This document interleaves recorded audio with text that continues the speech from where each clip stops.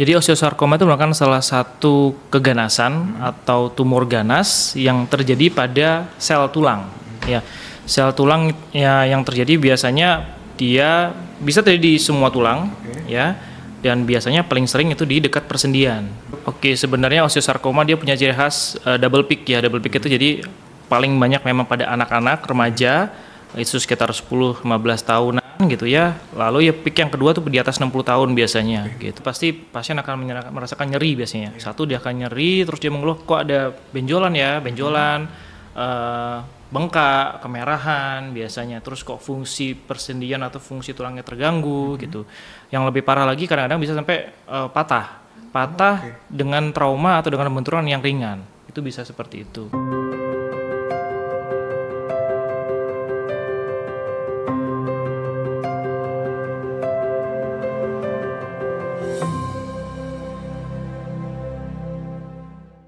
Nah Sobat Kei, kalau pada umumnya masyarakat sudah paham ya apa yang dimaksud penyakit kanker. Mengutip silomhospitals.com, pertumbuhan sel kanker bisa terjadi di seluruh bagian tubuh, mulai dari kulit, mata, paru-paru, sampai organ intim. Kali ini di BTS Berbagi Tips Sehat kita akan mengulas salah satu jenis kanker, yaitu osteosarkoma. Mungkin istilah ini agak asing atau ada yang sudah familiar dengan osteosarkoma. Kita akan membahas lebih lengkap bersama Dr. I Gusti Bagus Indra Angganugraha Putra Juniantara SPOT, dokter spesialis bedah ortopedi Silom Hospitals Jember. Dr. Angga, selamat sore. Selamat sore, Mas. Kabar baik ya? Kabar baik selamat. Kabar baik. Oke, masih Dr. Angga panggilannya? Masih, belum berubah. Belum berubah ya. Panjang banget soalnya namanya. Siapa tahu di tahun ini ganti panggilan. Oh, enggak, kan jangan. ada beberapa part nih. Nanti bingung pasiennya. Bingung. Selain Dr. Angga, sore ini Mbak Fitria Dwi Jayanti selaku Marketing Communication Silom Hospitals Jember juga hadir. Nanti akan ada banyak informasi lainnya dan promo menarik dari Silom Hospitals. Mbak Fitri, selamat sore. Selamat sore Mas Ihsan dan Sobat Kei semuanya. Ya, kabar baik ya Mbak ya? Kabar baik. Akhir bulan juga tetap semangat ya? Harus semangat. Mantap. Nah, pembahasan kita Sobat Kei mengenai osteosarkoma. Kalau mungkin Sobat Kei ketinggalan nih konten-konten sebelumnya, silakan kamu langsung aja nonton di YouTube channel Kei Radio maupun Silom Hospitals Jember. Kita ke osteosarkoma dulu sekilas nih Dok, mungkin boleh di info ini. Jadi osteosarkoma itu merupakan salah satu keganasan atau tumor ganas yang terjadi pada sel tulang. Ya, sel tulang ya yang terjadi biasanya dia bisa terjadi di semua tulang, ya, dan biasanya paling sering itu di dekat persendian. Itu biasanya jadi di sana osteosarkoma. Gitu. Berarti dia sel kanker yang terjadi pada tulang ya? Pada sel-sel tulang. Pada sel-sel tulang. Nah, tadi bisa menyerang sel tulang manapun Dok? Jadi manapun di seluruh tubuh bisa terkena. Nah, lokasi paling seringnya di dekat persendian biasanya. Misalnya di pergelangan atau yang paling sering di lutut biasanya. Ya, lutut itu paling sering di tulang paha bagian bawah dekat lutut gitu. Itu yang paling sering seperti itu. Dekat-dekat persendian. Berarti ada tempat tertentu yang dia suka ya Dok ya? Ya, sel itu betul. Ya. Kenapa ini Dok? Itu karena dia backgroundnya mungkin dari siapa yang paling sering terkena, biasa anak-anak gitu ya. Anak-anak gitu, sana ada di bagian tulang tersebut itu ada growth plate atau daerah tulang yang paling aktif tumbuhnya gitu. Jadi kalau misalnya dia punya faktor yang bisa menyebabkan terjadinya kanker tulang, di mana aktif tumbuh tulang, di sanalah dia akan tumbuh gitu. Oke, baik. Jadi ini lebih menyerang anak-anak sampai usia muda atau mungkin orang dewasa juga Dok? Oke, sebenarnya osteosarkoma dia punya ciri khas double peak ya. Double peak itu jadi paling banyak memang pada anak-anak, remaja, itu sekitar 10-15 tahunan gitu ya. Lalu ya peak yang kedua tuh di atas 60 tahun biasanya gitu. Tapi yang sering memang pada anak-anak. Gitu. Kita usia 23 bulan aman berarti ya? Aman kalau misalnya harusnya sih aman ya. Baik, nah ini dia Sobat Kei, jadi kita sudah mengetahui sekilas ya osteosarkoma ini adalah kanker, sel kanker yang menyerang sel tulang, bisa ke semua tulang ya, dan umumnya pada sel-sel tulang yang sedang tumbuh itu ya Dok ya. Oke, dan umumnya terjadi pada anak-anak usia muda sampai dengan lansia tadi ya Dok ya. Juga bisa. Usia-usia 60-an. Ada penyebabnya kah Dok ini osteosarkoma Kalau ini? penyebab khususnya sebenarnya belum diketahui. Cuma secara genetik itu terjadi karena mutasi genetik. Ya, jadi harusnya kita manusia normal punya genetik yang seperti ini. Pada penderita osteosarkoma ada satu gen yang berubah sehingga tulang itu bereproduksi tidak sehat. Tidak sehat itu jadi contohnya dia bertumbuhnya cepat dan banyak, hanya saja bentuk dan fungsinya itu tidak Tidak semestinya gitu. Jadi contohnya misalnya namanya tumor kan pasti dibengkak banyak, cuman dia rapuh gitu. Jadi gampang sekali patah, gampang sekali nyeri, gampang sekali berdarah, perdarahan itu seperti itu. Oke. Mutasi genetik ini yang kita khawatirkan karena kita nggak tahu penyebabnya memang. Betul, ya itu karena tiba-tiba sudah terjadi saja seperti itu. Oke. Ada faktor resiko khusus tapi mungkin dok? Faktor risiko khusus yang menyebabkan akhirnya osteosarkoma ini. Satu tadi ya faktor genetik itu genetik. biasa dari bisa di keturunan juga bisa ya turunan. Lalu ada faktor-faktor lain seperti misalnya infeksi yang kronis, infeksi tulang yang kronis. Dulu pernah jatuh patah tulang terbuka jadi kronis. Infeksinya itu bisa memicu juga menjadi keganasan seperti itu. Lalu kalau misalnya dia punya kanker yang di organ tubuh lain, terjadi penyebaran dan bisa menjadi kanker pada tulang juga. Gitu. Oke, mulai dari genetik, infeksi kronis, kemudian kanker pada organ tubuh lain yang menyebar ya, dok ya. Wah ini mungkin pernah cedera mungkin selama ini mbak? Aman sih mas, belum aman pernah ya. Alhamdulillah jangan. Mas Ihsan mungkin? Oh enggak. Ya. Sehat terus. Jadi kalau cedera atau mungkin mengalami patah tulang ini suatu ketika bisa ya dok ya? Oke, tapi harus ada faktor tadi. Oh iya. Faktor genetik tadi. Genetik. Gitu. Oh baik. Jadi tidak semua orang tiba-tiba patah tulang terbuka, misalnya diinfeksi, tidak semua jadi tiba-tiba wah nih pasti nanti akan kanker, enggak gitu juga. Gitu. Jadi dia harus punya bawaannya dulu. Gitu. Oke, tapi lebih baik kalau misalkan mungkin ada yang mengalami gejala atau bukan gejala sih, resiko patah tulang itu sebaiknya diperiksakan memang ya dok. Betul, jadi biar ditangani secara medis, secara tepat. Nanti kalau misalnya tiba-tiba kita tanya-tanya, ada riwayat tumor atau riwayat ganasnya pada keluarga, kita bisa lebih aware, jadi lebih kita screening lagi nanti. Gitu. Nah itu dia Sobat Kay, nanti kita akan bahas lebih lengkap lagi ya tentang osteosarkoma. Tapi sebelum ke osteosarkoma, ini kan momen baru selesai lebaran nih Mbak Fitri. Nah yang lagi khas di Siloam apa nih habis lebaran, selain opor lontong gitu? Sekarang ini di Siloam lagi banyak pasien nih mas, mungkin karena kebanyakan opor ya, jadi udah banyak lebaran ya. Nah selain itu juga memang harus gencar-gencarnya kita spread awareness buat teman-teman juga yang ada di rumah ya. Jadi di Siloam nih lagi ada hashtag nih mas, tua-tua lincah nih. Nah khususnya mungkin buat Sobat K yang orang tuanya atau mungkin Sobat K sendiri pengen screening nih masalah osteoartritis nih lagi ada promo. Jadi ada pemeriksaan mulai dari 499.000 itu sudah termasuk pemeriksaan radiologi dan juga bertemu dan berkonsultasi dengan dokter spesialis ortopedi. Kebetulan di sini juga kita bersama dokter Angga ya. Jadi nanti kita kupas lagi terkait juga dengan spesialis ortopedi seperti itu. Iya, kalau MCU untuk after lebaran ini banyak banget juga ya Mbak ya? Banyak banget. Nah, salah satunya jangan sedih buat Sobat K. Ada diskon hemat 20% dengan kode lebaran 20. Nah, ini bisa diakses melalui aplikasi My Siloam atau di www.siloamhospital.com. Jadi jangan lupa di-download untuk Sobat K yang ada di rumah karena banyak manfaat dan juga promonya. Pasti. Nah, silakan ya langsung Sobat K bisa download di My Siloamnya, bisa di Play Store dan App Store. Kita akan kembali setelah yang berikut ini.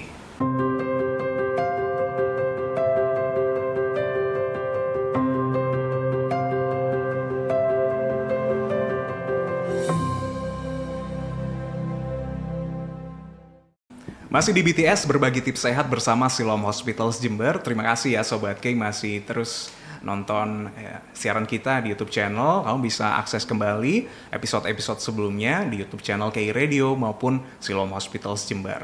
Sebelum kita lanjut lagi membahas tentang osteosarkoma, tentu ada banyak layanan dari Siloam Hospitals Jember yang Sobat K perlu ketahui nih.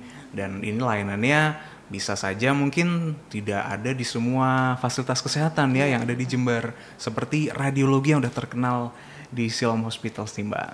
Iya, jadi buat Sobat K yang ada di rumah nih sekarang Siloam selain juga ada dari tenaga medis dan juga dokter yang sudah ahli, tapi juga didukung dengan beberapa pemeriksaan radiologi yang sudah mumpuni atau yang sudah istilahnya memiliki standarisasi dari Siloam sendiri ya Mas ya. Jadi di Siloam ini sudah ada yang pertama pasti yang paling umum adalah X-ray atau rongsen ya, kemudian ada juga CT scan, MRI, kemudian juga pemeriksaan mamografi, USG mame, yang tentunya itu semuanya toraks juga ya. Dan itu semua juga bisa Anda dapatkan layanan tersebut di Siloam. Jadi nggak usah jauh-jauh kemana-mana ya, karena memang untuk MRI-nya juga sudah 64 slice juga. Terus CT scan-nya juga 1,5. Jadi istilahnya yang intinya yang terbaik gitulah gitu. Jadi mungkin buat Sobat K bisa mendapatkan layanan, dan sekarang sudah mudah ada digital lab and radiologi. Bookingnya langsung aja di aplikasi. Jadi nggak perlu antri di offline lagi. Jadi sudah serba mudah dan efisien.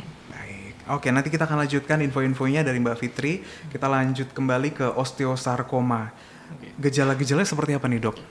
Kalau gejala-gejala suatu keganasan tulang osteosarkoma itu pasti pasien akan merasakan nyeri biasanya. Satu, dia akan nyeri, terus dia mengeluh kok ada benjolan, bengkak, kemerahan biasanya. Terus kok fungsi persendian atau fungsi tulangnya terganggu gitu. Yang lebih parah lagi kadang-kadang bisa sampai patah dengan trauma atau dengan benturan yang ringan. Itu bisa seperti itu. Ya, yang lebih jelek lagi bisa sampai ada luka. Gitu, karena dia saking masifnya, ekstensifnya dia tumbuh sehingga dia sampai membuat luka. Oke, baik. Gitu. Ini benjolannya besar atau gimana, Dok? Besar ya? Biasanya di awal-awal pasti kecil. Ya, awal pasti kecil, saking dia masif, ekstensif dia tumbuhnya, dia akan menekan dari dalam sampai keluar. Jadi sampai kalau bisa dibilang shiny skin ya, jadi sampai mengkilat kulitnya karena dia terstretch dari dalam soalnya. Gitu. Nggak bisa bayangin, ada tapi ya dokter pernah menangani ya. Di Jember lumayan ada. Biasanya kalau saya kan juga praktek di daerah selatan ya, di daerah Balung Selatan itu memang biasanya dari masyarakat yang ekonomi menengah ke bawah itu mungkin pengetahuan kesehatan yang kurang bagus biasanya ya. Nah, itu biasanya ada beberapa yang sudah kena osteosarkoma. Anak-anak atau usia anak-anak? Oh, anak-anak ya. Yang sering. Ya. Biasanya mereka datang ke rumah sakit sudah kondisi memprihatinkan. Ya, Dok, ya. Karena biasanya ya dengan pengetahuan yang terbatas mereka biasanya taunya pijit dulu. Gitu. Nah, dipijit dulu, kalau sudah tidak mempan dipijit baru cari dokter. Dikira mungkin kalau dipijit itu kan bisa meringankan ya. Iya. Terutama kayak patah tulang, masih sangkal putung apa ya. Iya, atau mungkin pengobatan alternatif gitu ya, termasuk benjolan-benjolan itu coba ditekan-tekan supaya nanti bisa masuk lagi. Ternyata dari nyeri, benjolan sampai nanti dari kecil akan membesar ya, Dok, membesar. Patah tulang sampai luka. Wah, ini mungkin kalau kita lihat gambarnya tuh ngeri gitu ya. Iya, kalau sudah ada yang gitu sudah sampai ada luka itu ya seperti kembang kol warna merah tapi begitu loh. Gitu. Wah. Ini. Kalau misalkan dokter untuk mendiagnosis osteosarkoma nanti melalui tahapan apa saja? Kalau diagnosis pasti dari klinis dulu ya. Kemudian itu seperti tadi keluhan pasien, apa yang kita lihat, kita temukan. Lalu kita bisa juga dari pengecekan darah. Ya, pengecekan darah itu ada panel-panel kanker namanya itu. Lalu juga bisa dengan radiologi dari yang simple X-ray, ronsen biasa, atau CT scan, atau mungkin MRI juga bisa. Cuman yang paling canggih lagi ada yang namanya PET scan. PET scan itu mungkin saya kurang tahu di Jember mungkin belum ada. PET scan itu kita bisa melihat hotspot itu di mana dia tumor itu paling aktif ya di mana gitu ya. Kurang lebih itu ya, sampai radiologi, darah sama klinisnya gitu. Oke, nggak sekedar kita hanya ini aja menduga-duga dari gejala-gejala itu ya. Gitu. Jadi langsung datang ke fasilitas layanan kesehatan terdekat ya untuk bisa mendapatkan penanganan, terutama agar nanti hasil diagnosisnya sesuai ya, Dok. Ya. Apakah memang terkena osteosarkoma. Oh iya, satu lagi biopsi saya lupa. Oh, biopsi. Ya, satu lagi biopsi. Jadi kita dengan mengambil jaringan misalnya masih kecil gitu, kita curiga ini, kita bisa ambil jaringannya sedikit, bisa di bawah mikroskop, dilihat sel ini sel apa, apakah mengarah ke osteosarkoma atau sel tulang yang lainnya gitu. Nah, itu kan nanti bisa lebih menekan ini ya, Dok ya, penyebarannya ya, pertumbuhan. Jadi semakin cepat kita tahu, semakin cepat kita bisa menangani, mencegah penyebarannya juga. Penanganan medisnya gimana, Dok? Medisnya ya, jadi apa yang dikeluhkan pasien kita tangani. Misalnya dia sakit ya kita kasih medikasi, anti obat-obatan ya. Lalu kalau misalnya datang sudah dengan patah tulang, kita obati patah tulangnya gitu. Tapi secara umum kalau osteosarkoma atau gangguan pada tulang itu kemoterapi, sama ya, operasi ya, radioterapi biasanya. Kemoterapi nanti bisa bisa di antara operasi, misalnya neoadjuvan namanya, sebelum operasi di kemo dulu, operasi besok di kemo lagi, nanti bila perlu ada tambahan radioterapi gitu ya, dengan penyinaran. Operasi juga nanti tergantung, kalau tadi misalnya kalau ada patah apakah bisa dipasang pen atau implan untuk membantu menyambung atau dia menguatkan itu, atau kita harus amputasi kakinya gitu ya. Ada dua, jadi ya kita menyelamatkan limb salvage namanya itu, menyelamatkan, atau kita harus amputasi, harus buang. Gitu. Tapi peluang kesembuhannya atau angka harapan hidupnya gimana nih, Dok? Angka harapan hidup kalau misalnya terdeteksi dini, belum ada penyebaran ke organ manapun, itu sekitar 60% ya, dalam 5 tahun biasanya. Kalau di kedokteran itu ada 5-year survival rate namanya. Jadi angka harapan hidup orang yang terdiagnosis dalam 5 tahun ke depan itu berapa. Kalau sarkoma belum terdeteksi penyebaran itu sekitar 60%. Kalau sudah terdeteksi penyebaran, apalagi sudah ke paru, itu kan sudah bisa kemana-mana ya, itu sekitar 10-20% dalam 5 tahun ke depan. Ya. Iya. Sehingga memang penanganan sejak dini ya, Dok ya. Betul. Harus dilakukan, apapun keluhan yang dirasakan, misalkan langsung aja ke fasilitas layanan kesehatan. Misalnya kita khawatir ya, tadi kan kalau misalkan udah sampai itu udah masuk stadium akhir ya, Dok ya, Kalau yang sudah menyebar ya itu sudah menyebar 4 biasanya. Makanya sampai 20% ya untuk angka harapan hidupnya. Wah, menakutkan nih. Ngeri ya. Ya itu semua penyakit emang ngeri, tapi nggak ada salahnya untuk selalu menjaga kesehatan ya Sobat K, dan kita juga selalu menyampaikan ke Sobat K untuk medical check up-nya secara rutin, ya kan Mbak ya. Nah termasuk nih kalau tadi karena kita hari ini kan ngobrol dengan Dokter Angga selaku spesialis ortopedi, mungkin ada layanan-layanan unggulan nih Mbak ortopedi di Siloam Hospitals yang bisa didapatkan oleh masyarakat.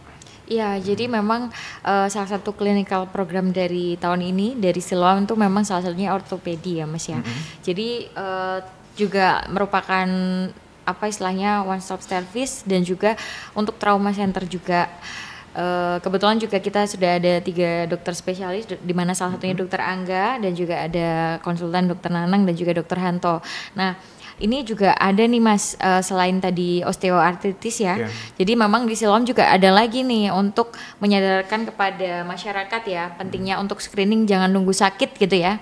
Itu ada hashtag namanya cek aja dulu. Nah setiap episode kita udah selalu ingetin ya.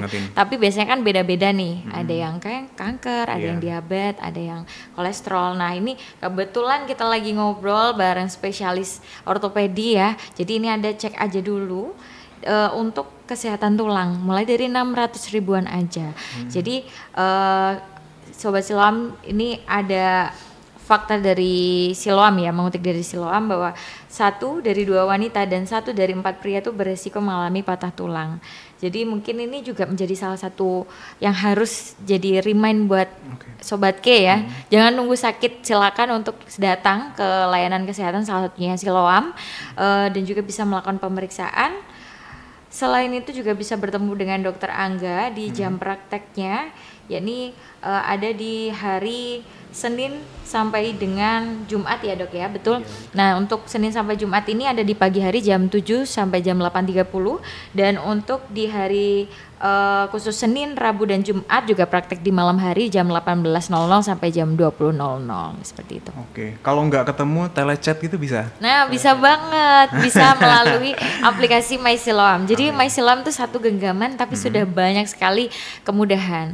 Jadi kalau misalkan mungkin nggak bisa atau nggak memungkinkan nih untuk datang ke Siloam bertemu dengan dokter, bisa ada namanya telechat. Jadi di situ nanti pasti juga akan direspon oleh dokter spesialis kami, dan juga mungkin juga ada beberapa istilahnya layanan yang lain juga sih Mas. Salah satunya juga digital radiologi gitu. Wih, mantap ya. Jadi konsultasinya kalau misalkan nggak bisa menyesuaikan ya dengan jadwal Dokter Angga di Siloam Hospitals, bisa telechat aja. Tapi dibalas 1x24 jam ya Dok ya. Dibalas harusnya ya.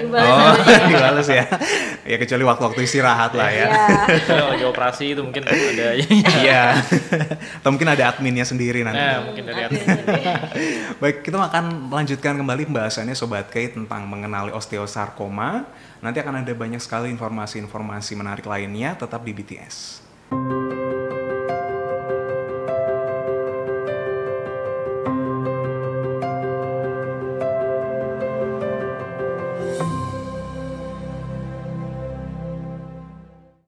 Lanjut lagi di BTS berbagi tips sehat bersama Siloam Hospitals Jember. Saya masih ditemenin Dokter Angga dan Mbak Fitri. Tadi kalau ngobrolin soal layanan unggulan ortopedi, screeningnya cukup 600 ribuan ya Mbak ya. 600 ribuan itu sudah bisa mengecek kesehatan kita khususnya di osteoporosis dan osteoartritis juga. Oke, baik.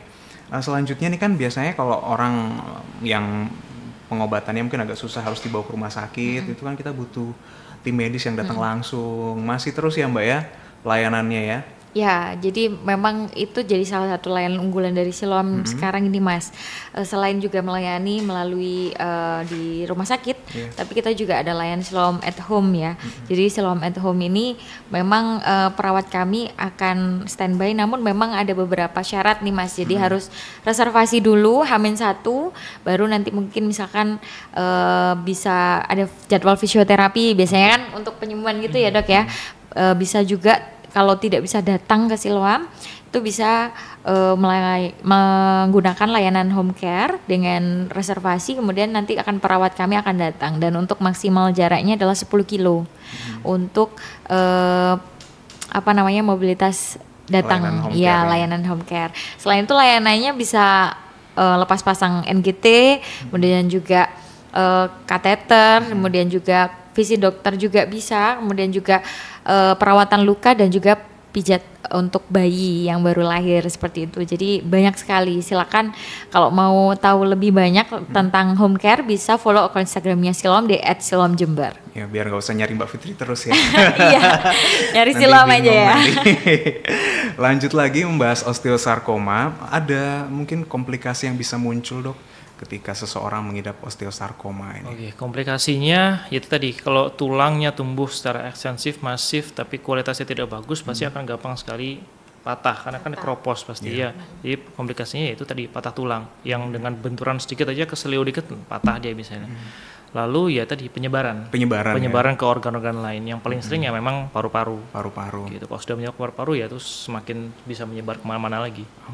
Itu dua itu sih yang paling ini. Cuman yang komplikasi yang paling ini ya kalau misalnya harus pembedahan, harus amputasi ya kaki palsu seperti itu. Tuh biasanya.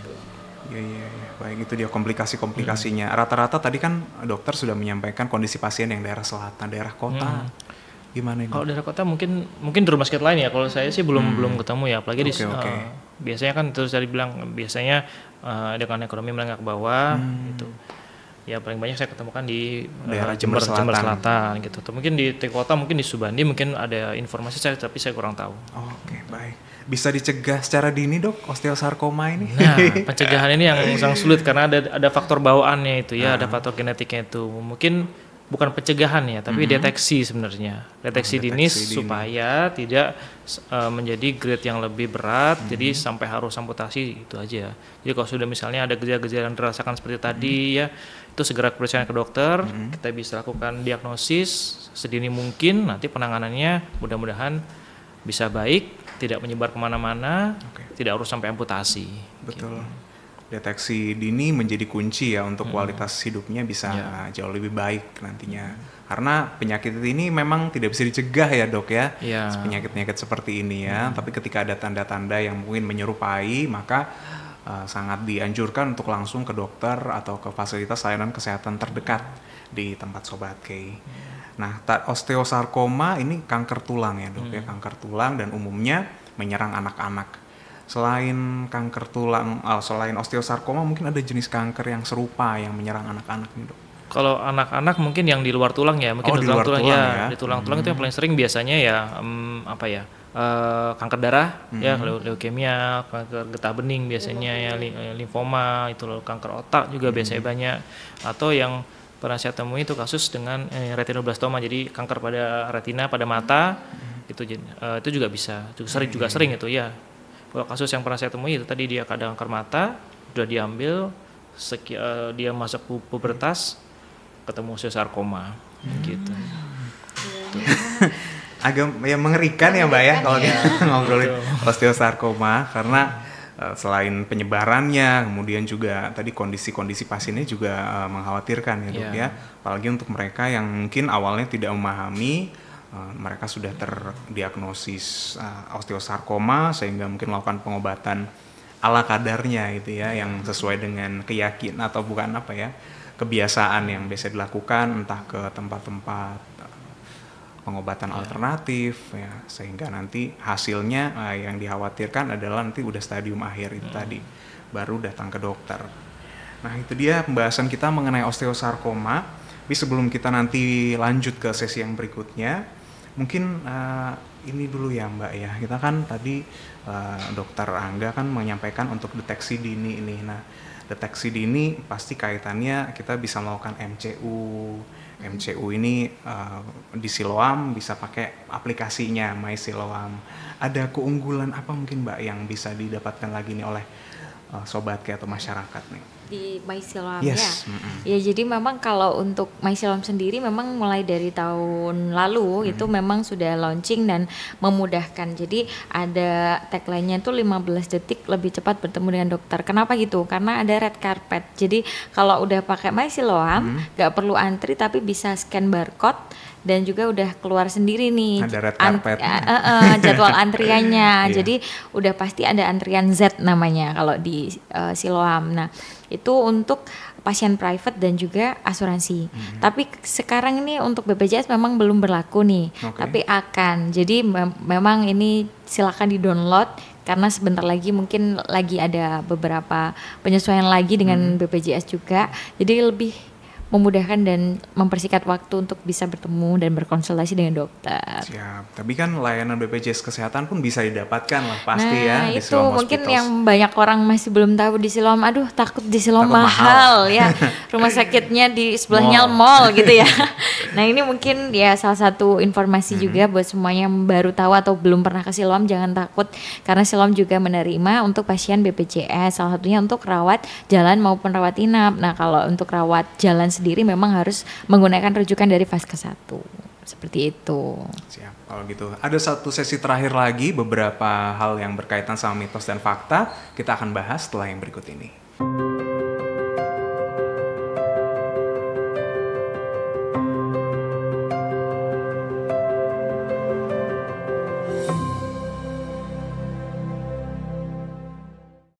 Kita lanjutkan pembahasan kita di BTS Berbagi Tips Sehat tentang osteosarkoma.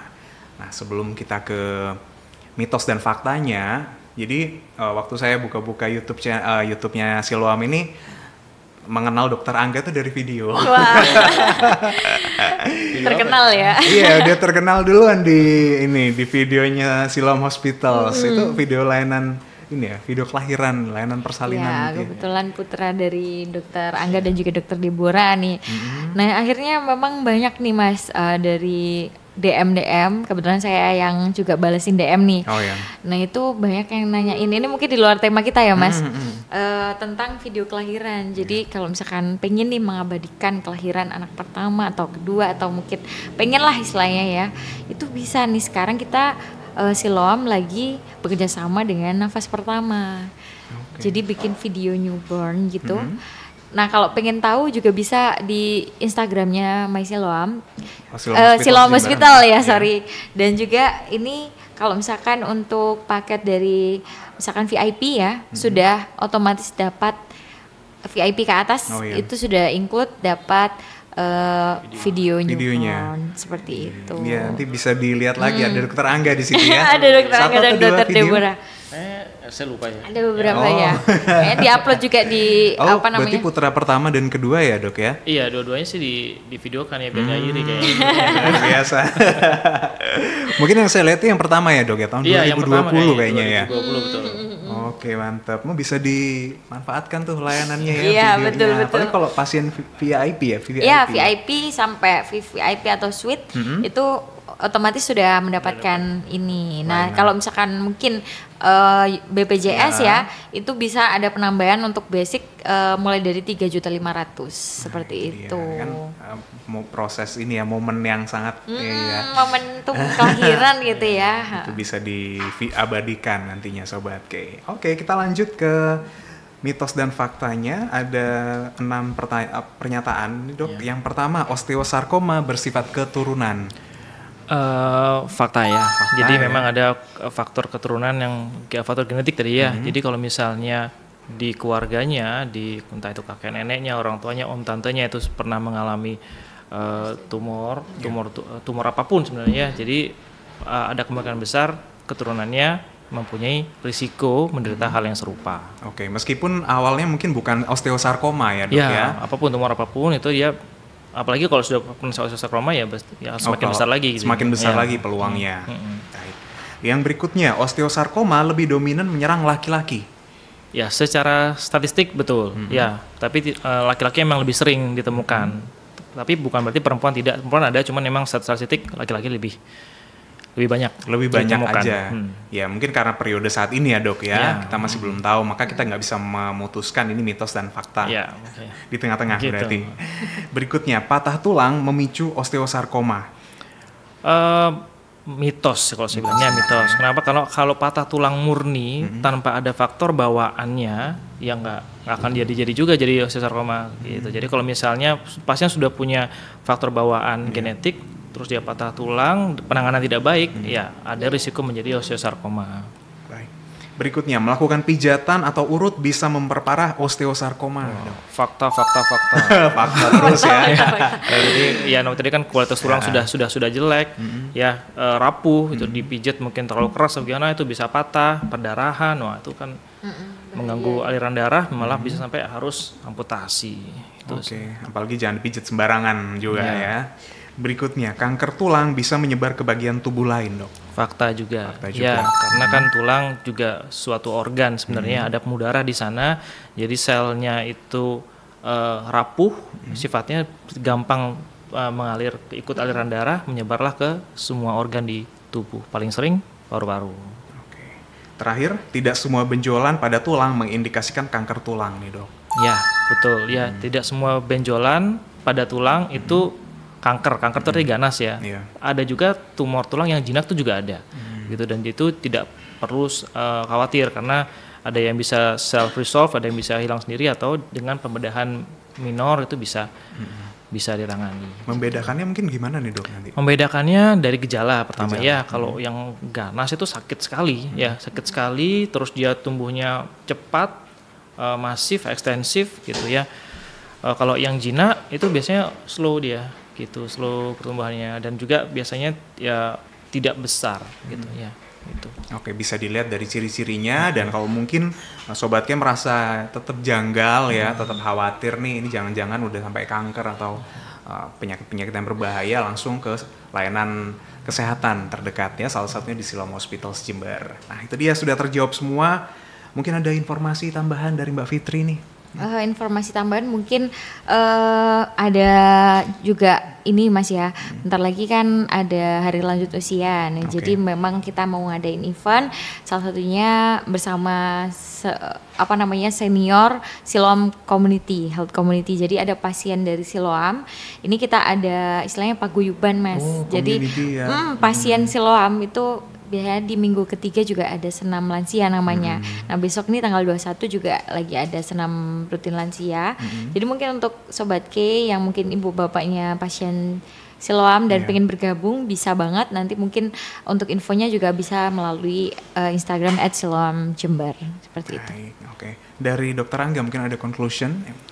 Oke, mungkin sebagai penutup, pada pendengar K Radio harus lebih aware terhadap kesehatannya. Jadi kalau misalnya ada gejala-gejala sudah kita bahas tadi, ada nyeri, ada bengkak, ada benjolan, itu segera diserahkan ke dokter supaya kita bisa mendeteksi apakah ini memang bengkak biasa ataukah ini mengarah ke suatu tumor gitu ya. Dan juga jangan dibawa ke alternatif dulu, karena kalau itu memang tumor, kalau dipijat itu sangat berbahaya sekali komplikasinya. Mungkin itu pesan saya aja. Siap. Terima kasih Dokter Angga, Mbak Fitri, terima kasih. Terima kasih dokter. Setelah Lebaran saya ngerasa bengkak ini karena lemak kayaknya. Beda ya bengkak. Mungkin nanti perawatan yang lain aja ya Mbak Fitri ya. Terima kasih sekali lagi untuk Dokter Angga dan Mbak Fitri yang sudah berkenan hadir di BTS kali ini, berbagi tips sehat, mengulas tentang osteosarkoma. Sobat K juga terima kasih sudah mengikuti. Kalau misalkan ingin menonton lagi nih tayangan-tayangan yang sebelumnya, langsung ke YouTube-nya KI Radio maupun Siloam Hospitals Jember. Sampai jumpa.